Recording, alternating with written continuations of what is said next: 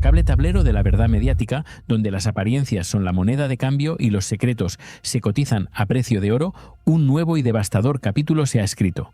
Óscar Cornejo y Adrián Madrid, los arquitectos de un imperio televisivo que parecía intocable, se encuentran hoy más acorralados que nunca, bajo el peso de una condena que resuena como un trueno en el firmamento de la prensa del corazón.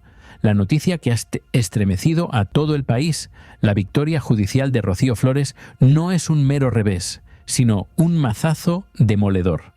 2 años de prisión por revelación de secretos, una sentencia rotunda que amenaza con desmantelar años de influencia y poder. El eco de esta condena se propaga con la velocidad de un incendio forestal, y mientras ellos se aferran a la esperanza de un recurso, declarándose inocentes a pesar de la firmeza judicial, la realidad se torna cada vez más sombría. Este no es un simple tropiezo, es la antesala de una posible caída monumental que podría redefinir el paisaje mediático español. Las últimas informaciones, lejos de ofrecer consuelo, apuntan a un panorama desolador, anticipando un futuro incierto para los que un día fueron los titanes detrás de la mítica Sálvame. El periodista Jesús Manuel Ruiz, con su pluma afilada, ha desvelado en esdiario.com una verdad que golpea con fuerza. Óscar Cornejo y Adrián Madrid no solo enfrentan la sombra de la prisión y la inhabilitación, también ven peligrar la presencia de su productora en la prestigiosa Televisión Española, un bastión de la televisión pública que hasta ahora parecía inexpugnable para su influencia. Esta escalofriante posibilidad añade una capa de dramatismo a una situación ya de por sí explosiva, elevando la magnitud del conflicto a niveles insospechados. Pero antes de sumergirnos en los detalles de esta creciente debacle, un hecho inquietante ha capturado nuestra atención, una anomalía en el vasto océano de la información que resulta tan reveladora como perturbadora. Mientras medios de comunicación de todas las ideologías, desde la prensa del corazón hasta diarios nacionales tan respetados como El País, publicaban con celeridad la noticia de la condena de Cornejo y Madrid, un nombre brillaba por su ausencia en este coro informativo. ¿Estás preparado para descubrir el insólito silencio que envuelve a una de las publicaciones más emblemáticas de nuestro país? Antes de continuar, déjame en comentarios desde dónde nos estás viendo y qué piensas hasta ahora de este giro del destino. Tu opinión es fundamental en esta historia. Efectivamente, hablamos de la revista Lecturas, ese bastión del periodismo del corazón que, de manera curiosa y escandalosa, ha silenciado por completo la victoria judicial de Rocío Flores. Este triunfo, que para el resto del panorama mediático era de una relevancia indiscutible, parece haber sido borrado de sus páginas como si nunca hubiera existido. Un acto de omisión que por sí solo ya levantaría sospechas, pero que se convierte en un auténtico clímax de la hipocresía cuando observamos lo que sí decidieron publicar en ese mismo instante. Justo en el momento en que el veredicto contra Cornejo y Madrid monopolizaba los titulares, Lecturas eligió lanzar una bomba informativa de otro calibre, un artículo que, a pesar de su aparente desconexión, arroja una luz devastadora sobre la situación actual. El político y el productor, la historia de amor de Óscar Cornejo, ex jefe de Sálvame, y el alcalde Jaume Colboni, rezaba el titular. Un giro narrativo que, en su descaro, desafía toda lógica periodística. La audacia de no publicar ni una palabra sobre la sentencia para, en cambio, desvelar una historia de amor es un acto que no solo busca desviar la atención, sino que roza la burla más cruel hacia la inteligencia del público. Sin embargo, por contradictorio que parezca, debemos agradecer a Lecturas esta información, pues nos ayuda a desentrañar un complejo entramado de influencias que hasta ahora permanecía en las sombras. Este artículo es una pieza clave en el rompecabezas que explica por qué Óscar Cornejo y Adrián Madrid, a pesar de su condena penal, mantienen una presencia tan firme en Radiotelevisión Española. Nos revela los lazos y las amistades, o quizás algo más que meras amistades, que han tejido una red de protección en las altas esferas del poder. El guión de esta historia se escribió mientras Sálvame agonizaba, a las puertas de una cancelación sorpresiva que nadie había previsto. En ese mismo instante, en un escenario completamente diferente, Jaume Colboni alcanzaba la alcaldía de Barcelona, un giro inesperado que ni él mismo habría imaginado. Y es precisamente en la intersección de estos dos mundos, el del espectáculo televisivo y el de la política, donde reside la clave de la deriva que hoy presenciamos. El 2011 fue el año en que Colboni y Óscar Cornejo, figura fundacional de la fábrica de la tele, sellaron su unión, un matrimonio que congregó a figuras tan dispares como Belén Esteban y Miquel Iceta, mentor político de Colboni. Esta confluencia de universos, que inicialmente parecía improbable, acabó por fusionarse de manera indisoluble, emponzoñando la prensa del corazón con las intrigas de la política. El resultado es una catástrofe que ha dejado a la docuserie de Rocío Carrasco completamente desmantelada, con sus productores ahora en las portadas de los informativos por delitos penales. No dedicaremos ni un segundo más a los detalles íntimos de esta unión, más allá de reconocer cómo tales conexiones explican el entramado de favores y alianzas que facilita la presencia de ciertas personas en televisión española, incluso bajo la sombra de la condena. La verdad, como siempre, tiene la obstinación de salir a la luz, y en la era de las redes sociales no hay ciego más ciego que el que se niega a ver. A pesar de que la sentencia contra Cornejo y Madrid desglosa con minuciosa precisión el delito cometido contra Rocío Flores, un hecho aislado de su minoría de edad, y cómo la revelación de esos documentos la estigmatizó de por vida, un pequeño pero ruidoso grupo se aferra a un clavo ardiendo. Figuras como María Patiño, con sus tuits matutinos, ejemplifican esta resistencia irracional, empeñados en defender lo indefendible. Para esta facción, la condena por despido nulo de Antonio David, la sentencia penal contra Rocío Carrasco por impago de manutención o la última victoria de Rocío Flores carecen de valor. Su nuevo mantra, su último intento desesperado por subvertir la realidad, es grotesco en su falsedad. Dicen que esta sentencia contra Óscar Cornejo y Adrián Madrid prueba la veracidad de los documentos aportados por Rocío Carrasco, llegando incluso a darles las gracias por haber cometido un delito. Un argumento que desafía la lógica y la moral, afirmando que, gracias a ellos, una familia ha sido desenmascarada y Rocío Carrasco ha renacido. Una metamorfosis que, si acaso, se refiere a una resurrección económica. Ante semejante disparate, la indignación en las redes no se ha hecho esperar. Usuarios sensatos, como El Indio, han respondido con lucidez.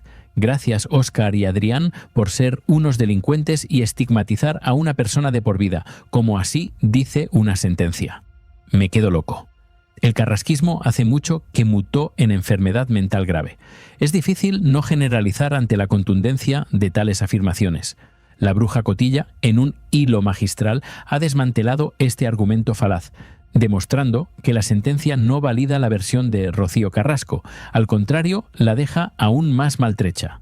La veracidad de los documentos nunca estuvo en duda, pero sí la ilegalidad de su publicación, la parcialidad de la información y la falsedad de su interpretación al omitir deliberadamente la versión de la otra parte. La ilegalidad residió en divulgar resoluciones de menores, informes técnicos y entrevistas profesionales que solo figuran en un expediente especial protegido por la ley. Se hizo pasar por conclusiones judiciales lo que la justicia ya había desestimado: la inducción de menores, el secuestro y la violencia vicaria. Se concluyó maltrato extensivo, cuando los tribunales ya habían archivado definitivamente la causa por imposibilidad de demostrar la causalidad de lo alegado. No solo mintieron al asegurar que el caso se reabriría, sabiendo lo imposible, sino que los tribunales han ido dando la razón a los afectados en múltiples pleitos. La victoria definitiva de Antonio David contra Rocío Carrasco en la causa por violencia de género, el triunfo de Olga Moreno, el de Raquel Mosquera e incluso el de Kiko Matamoros son solo ejemplos de esta cadena de descalabros judiciales.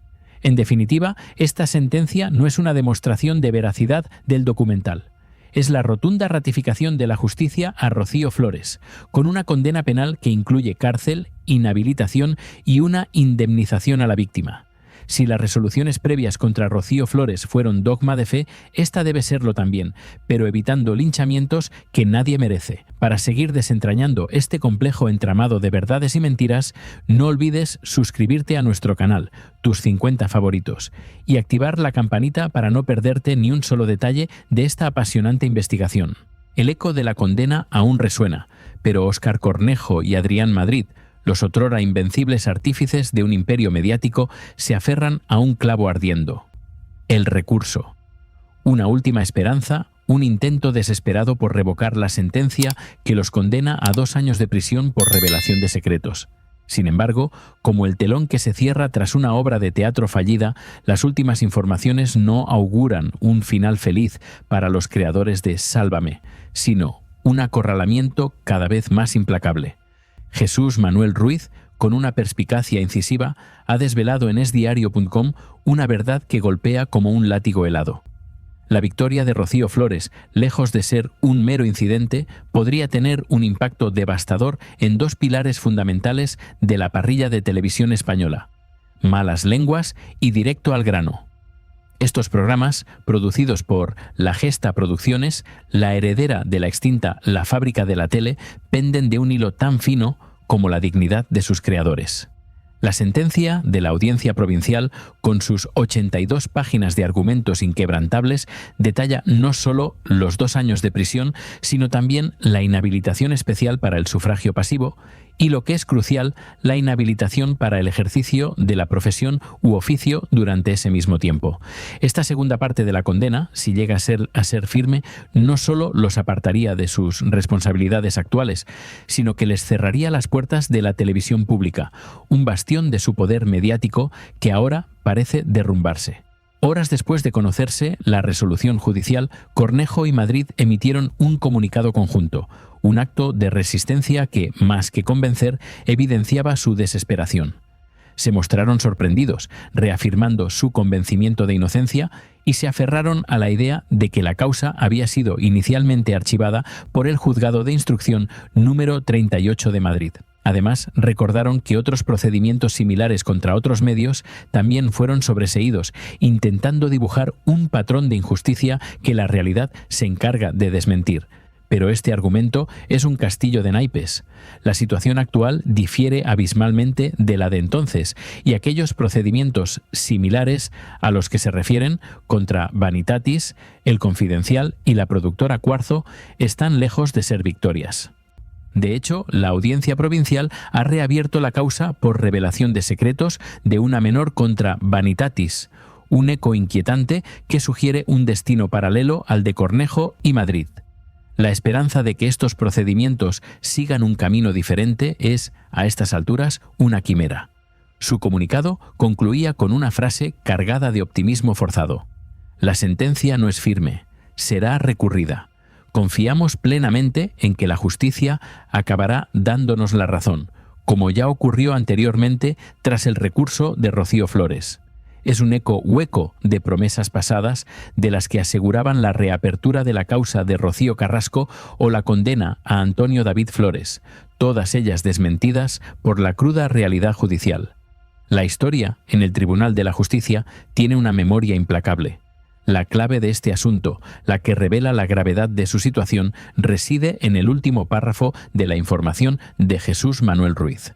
Es Diario ha consultado a 2 magistrados sobre la sentencia de la Audiencia Provincial y su veredicto es unánime y demoledor. Aseguran que la sentencia está tan sumamente motivada y tan argumentada que les resulta casi imposible creer que pueda modificarse en el Tribunal Superior de Justicia de Madrid o en el Tribunal Supremo. Esta no es la opinión de un periodista o de los propios condenados. Es la voz autorizada de la justicia, inquebrantable en su convicción. Es decir, el recurso al que se aferran Óscar Cornejo y Adrián Madrid se presenta como una batalla perdida de antemano. Por más que se declaren inocentes y se aferren a una fe ciega, la realidad judicial les golpea sin piedad. Una cosa es lo que desearían creer, y otra, muy distinta, es la verdad incontestable que emerge de las páginas de una sentencia férreamente construida. Esta resolución no es un punto y aparte, sino un punto de inflexión. Marca un antes y un después, un golpe certero y de los que dejan cicatriz. Pero no el final de la historia. Al contrario, y a diferencia de lo que les gustaría creer a los condenados, esta historia no termina aquí, porque, como el padre de Ciriaco decía en su libro, esto no ha hecho más que empezar. Queda mucho por salir, muchas caretas por caer y otras sentencias por conocer que seguirán desvelando la intrincada red de intereses y manipulaciones que ha envuelto a la crónica social de nuestro país.